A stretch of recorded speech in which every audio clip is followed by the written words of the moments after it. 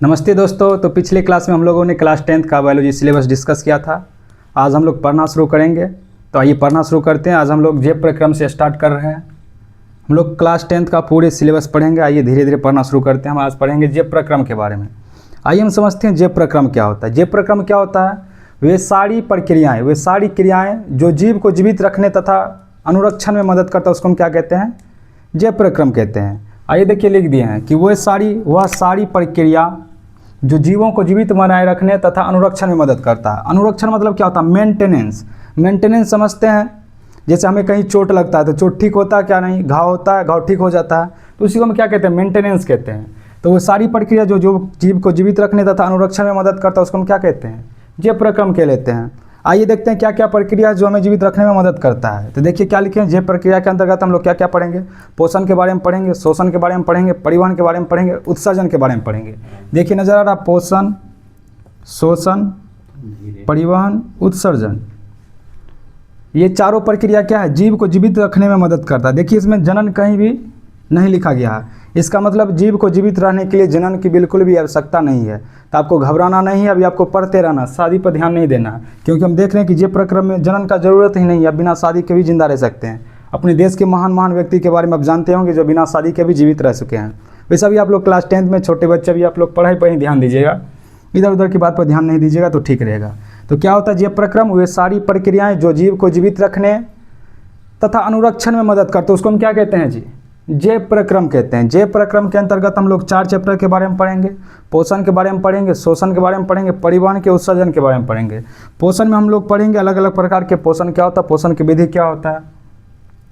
इसमें हम पढ़ेंगे ह्यूमन डाइजेस्टिव सिस्टम के बारे में कि भोजन कैसे पचता है, पाचन तंत्र का क्या क्या अंग है, दांत, मुंह, ये सब के बारे में पढ़ेंगे डिटेल में हम पढ़ेंगे। उसके बाद शोषण के बारे में पढ़ेंगे, परिवहन के बारे में पढ़ेंगे। परिवहन में हम लोग जनरली पढ़ेंगे transport in animal and transport in plant, यानी कि पौधों में परिवहन और जीवों में परिवहन के बारे में पढ़ेंगे, कैसे परिवहन होता है। जनरली हम लोग यानी कि मुख्य रूप से इस परिवहन में हम लोग मानव में परिवहन पढ़ेंगे, जिसमें हम देखेंगे हार्ट का, हमारे दिल का क्या रोल होता है। उसके बाद हम लोग पढ़ेंगे उत्सर्जन के बारे में। उत्सर्जन मतलब क्या? जो हम हमारे शरीर के अंदर जो भी अपशिष्ट पदार्थ बन रहे हैं उसको कैसे एक्सक्रीट करते हैं, यानी कि बाहर निकालते हैं। तो ये हो गया क्या हमारा जैव प्रक्रम का ये। उसके बाद देखिए हम लिख दिए हैं, यहाँ पे आपको लिखने में दिक्कत ना हो, जैसे ही हम साइड हो जाए आप स्क्रीनशॉट के लेकर के लिख सकते हैं। तो जैव प्रक्रम समझ गए आप लोग क्या होता है? वे सारी प्रक्रियाएं जो जीव को जीवित रखने तथा अनुरक्षण में मदद करता है उसको हम क्या कहते हैं? जैव प्रक्रम कहते हैं। जैव प्रक्रम के अंतर्गत हम लोग 4 चैप्टर पढ़ेंगे। पोषण के बारे में, शोषण के बारे में, परिवहन के बारे में, उत्सर्जन के बारे में। जनन को इसमें इंक्लूड नहीं किया गया क्योंकि जनन जीव को जीवित रखने के लिए बिल्कुल भी जरूरी नहीं है। बिना शादी किए भी आप, बिना जनन के भी आप जीवित रह सकते हैं। आइए उसके बाद हम लोग देखते हैं सजीव एवं निर्जीव में अंतर। याद रखिएगा, ये बहुत ही इंपॉर्टेंट क्वेश्चन है। ये आपसे क्वेश्चन एग्जाम में पूछा भी जा चुका है और पूछेगा भी आगे चल के, तो याद रखिएगा। हम पढ़ रहे हैं सजीव एवं निर्जीव के बीच में अंतर। डिफरेंस बिटवीन, B/W मतलब होता है between, BETWEEN, between. Difference between living and non living things, यानी कि सजीव और निर्जीव में क्या अंतर है। आप इसको ऐसे भी याद रख सकते हैं, जैसे ये मार्कर है, मार्कर क्या है? नॉन लिविंग थिंग्स है। इसमें और हमें क्या अंतर है? हम सांस ले रहे हैं, ये सांस नहीं ले रहा। हम भोजन खा रहे हैं, ये भोजन नहीं खा रहा। हमें भावनाएं होती हैं, इनमें भावनाएं नहीं होती है। हम चल सकते हैं जबकि ये नहीं चल सकता। देखिए लिख दिए हैं सजीव और निर्जीव में क्या अंतर है कि सजीव में गति होती है, निर्जीव में नहीं होती है। इधर हम एक लिख दिए, इधर आप नहीं लिख करके आप बोल लीजिएगा। तो सजीव में क्या होता है? गति होता है, जबकि निर्जीव में गति नहीं होता है। जैसे ये मार्कर है, अगर आप इस जगह किसी भी जगह इसको, जैसे यहाँ पर मार्कर को धर दिए, क्या ये एक जगह से दूसरी जगह जाएगा? बिल्कुल भी नहीं जाएगा। लेकिन जब आपको इस जगह रख दिया जाएगा तो आप एक जगह से दूसरी जगह जाइएगा।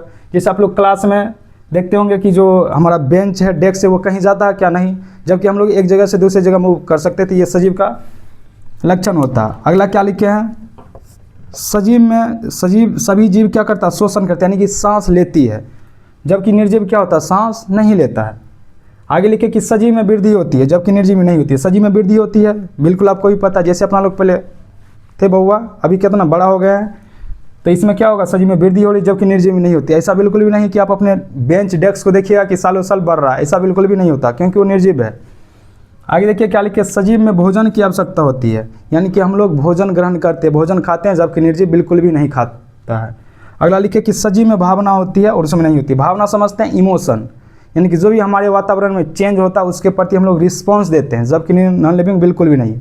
ऐसा तो नहीं है कि बारिश के समय आता है तो आपका बाइक जो है बाहर खड़े होता है, एकदम से अंदर आ जाता है दौड़ के कि बारिश हो रही है। जबकि जो सजीव होते हैं जिसमें जान होता है वो क्या होता है, जो बारिश होता है या जो भी वातावरण में चेंज होता है उसके प्रति क्या करता है, अपना प्रतिक्रिया देता है। भावना मतलब इमोशन, हम दुख दर्द पीड़ा अपने आप को क्या करते हैं, प्रकट करते हैं, जबकि नॉन लिविंग थिंग्स बिल्कुल भी नहीं करते हैं। हम लोग इमोशन जाहिर करते हैं, हम एक दूसरे से प्रेम करते हैं, प्यार करते हैं, जबकि नॉन लिविंग थिंग्स ऐसा बिल्कुल भी नहीं कहेगा। जैसे कि आप एग्जांपल लीजिए, आपके पास मोबाइल है,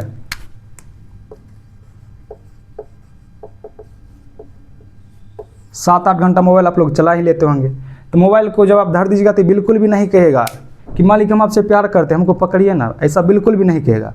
लेकिन जो लिविंग थिंग्स है, अगर आप उससे प्रेम करते तो ऐसा कह भी सकता है कि मालिक हम आपसे प्रेम करते हैं, आइए हमारे पास बैठिए। तो याद रखिएगा सजीव और निर्जीव में क्या अंतर होता है, देख लीजिए फिर से एक बार पढ़ लेते हैं। सजीव में गति होती है, बिल्कुल होती है, जबकि निर्जीव में इधर नहीं आप नहीं लगा के लिख लीजिएगा। सभी जीव शोषण करती है यानी कि सांस लेती है।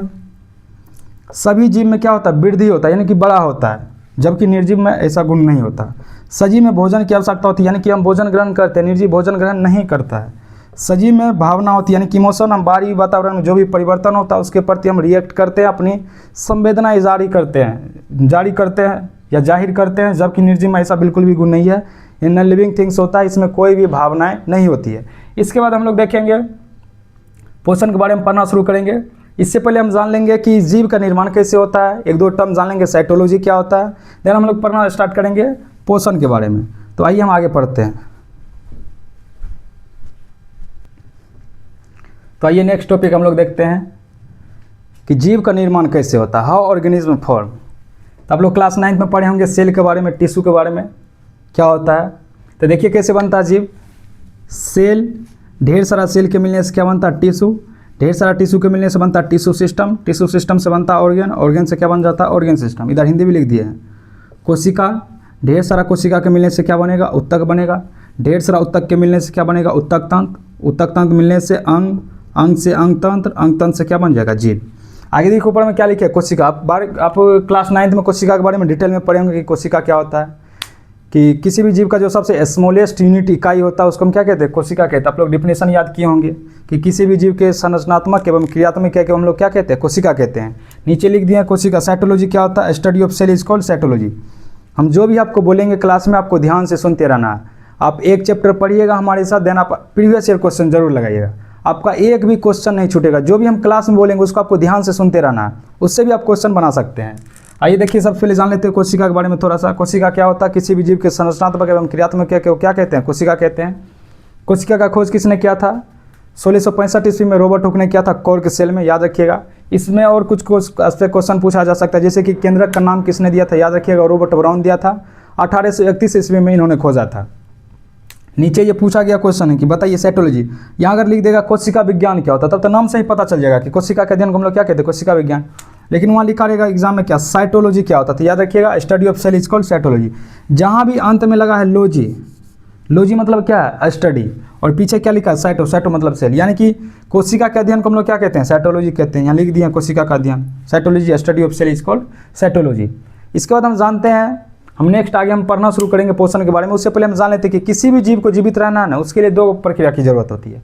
पहला क्या है, खाना, दूसरा क्या है, जीव द्रव्य का निर्माण। ऊर्जा की आपूर्ति हम लोग भोजन पोषण की मदद से ग्रहण कर लेते हैं। दूसरा क्या है, जीव द्रव्य का निर्माण। जीव द्रव्य का निर्माण बहुत ज़रूरी है।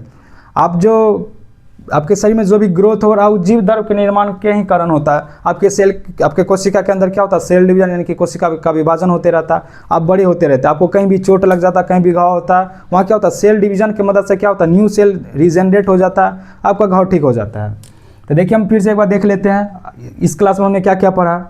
हमने पढ़ा सजीव और निर्जीव में अंतर क्या होता है, जैव प्रक्रम क्या होता है, जैव प्रक्रम के अंतर्गत हम लोग क्या क्या पढ़ते हैं। एक बार तुरंत 2 मिनट में देख लेते हैं। जैव प्रक्रम क्या होता है, वे सारी प्रक्रियाएं जिसके द्वारा जीव का क्या होता है, मेंटेनेंस होता है, उसको जीवित रखने में मदद करता है, उसी को हम जैव प्रक्रम कह लेते हैं। जैव प्रक्रम के अंतर्गत हम लोग 4 चैप्टर के बारे में पढ़ेंगे। पोषण के बारे में पढ़ेंगे, शोषण के बारे में पढ़ेंगे, परिवहन के बारे में, उत्सर्जन के बारे में। आपको पूरे सिलेबस पढ़ाया जाएगा, सिर्फ आपको एक चैप्टर हमारे साथ करना, फिर आपको पता चल जाएगा कि हम सही डायरेक्शन में जा रहे हैं। आप जब हमारे से पढ़ लीजिएगा, एक चैप्टर कंप्लीट हो जाएगा, प्रीवियस ईयर क्वेश्चन लगेगा, ये भी क्वेश्चन आपसे छूटने वाला नहीं है। फिर उसके बाद हम लोगों ने क्या पढ़ा, सजीव और निर्जीव में क्या अंतर है। तो याद रखिएगा सजीव और निर्जीव में क्या क्या अंतर है। जैसे ये मार्कर है और हम है, क्या इसमें अंतर हो सकता है। हम भोजन ग्रहण करती है, भोजन ग्रहण नहीं करता। सजीव में हमें क्या होता है, गति होता है, इसमें गति नहीं होता है। हम सांस ले सकते हैं और ये मारकर सांस नहीं ले सकता है। हम भोजन ग्रहण करते हैं, ये भोजन नहीं ग्रहण करता है। उसके बाद क्या याद रखिएगा, हमें भावनाएं होती है जबकि इसमें भावना नहीं होती। हम इमोशन जाहिर करते हैं, अपना दुख दर्द पीड़ा सुनाते हैं। अगर हमको कोई मारेगा हमें चोट लगेगी, जबकि इसको ऐसा कुछ भी नहीं, आप इसको मारिए उठा के कहीं भी फेंक दीजिए, इसमें कुछ नहीं होगा। देन हम लोग पढ़ रहे हैं कि जीव का निर्माण कैसे होता है। तो देखिए क्या, कोशिका, कोशिका ढेर सारा कोशिका मिलने से बनेगा उत्तक, उत्तक से बनेगा उत्तक तंत्र, अंग, अंग तंत्र, जीव, देन बन जाएगा जीव। Cytology, study of cell is called cytology. ये कोशिका, टिश्यू, उत्तक, अंग, अंगतंत्र सब जीव में अलग अलग हो सकता है। कुछ ऐसा जीव होता है जिसका सिर्फ क्या होता है, कोशिका से ही मिलकर बना होता है। जैसे जैसे हमारे पास टाइम होगा हम आपको कोशिश करेंगे इस कोशिका सब के बारे में पढ़ाने का। कोशिका क्या होता है, उत्तक क्या होता है। कोशिका पढ़े होंगे कि कोशिका दो तरह का होता है, एक होता है यूनिसेलुलर, एक होता है मल्टीसेलुलर। हिंदी में बोल देते हैं एक कोशिकीय जीव, बहुकोशिकीय जीव। ये हो गया कोशिका के संख्या के आधार पर, एक कोशिकीय जीव, बहुकोशिकीय जीव। एक कोशिकीय जीव किसको कहेंगे, वैसा जीव जिसका शरीर एक कोशिका से मिलकर बना होता है उसको हम एक कोशिकीय जीव कहते हैं। एग्जाम्पल में याद रख लीजिएगा, जैसे कि क्लेमाइडोमोनास हो गया, अमीबा हो गया, यूग्लिना हो गया, ये सब क्या हो गया, एक कोशिकीय जीव हो गया।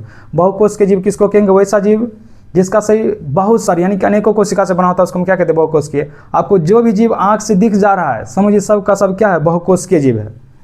देन हम लोग केंद्रक के उपस्थिति और अनुपस्थिति के आधार पर कोशिका को दो भाग में बांटते हैं। एक होता है प्रोकैरियोटिक, एक होता है यूकैरियोटिक। प्रोकैरियोटिक किसको कहेंगे, जिसमें केंद्रक अनुपस्थित है, और यूकैरियोटिक किसको कहेंगे, जिसमें केंद्रक उपस्थित होता है। तो नेक्स्ट क्लास में हम लोग पढ़ना शुरू करेंगे पोषण के बारे में। अभी हम जान लेते हैं थोड़ा सा पोषण क्या होता है। पोषण क्या होता है, सिंपल हम खाना खाए पचा दिए उसी को हम क्या कहते हैं, पोषण। तो आप इसको कैसे लिख सकते हैं, भोजन ग्रहण करने की विधि, वह विधि जिसके द्वारा जीव क्या करता है, भोजन को ग्रहण करता है और उनका उपयोग करता है। हम खाते हैं उसका यूज करते हैं, उसी को हम क्या कहते हैं, पोषण। हम पढ़ेंगे कि पोषण दो प्रकार के होते हैं, स्वपोषण, परपोषण। आगे हम फिर पढ़ेंगे स्वपोषण का प्रकार पढ़ेंगे, परपोषण का प्रकार पढ़ेंगे। आप जुड़े रहिएगा। अगर आपको ये वीडियो अच्छा लगे तो आप अपने दोस्त को सजेस्ट करिएगा। आपको नोट्स बनाते जाना है, साथ साथ आपको हम पूरे क्लास 10th का बायोलॉजी आपको पढ़ाएंगे। धन्यवाद।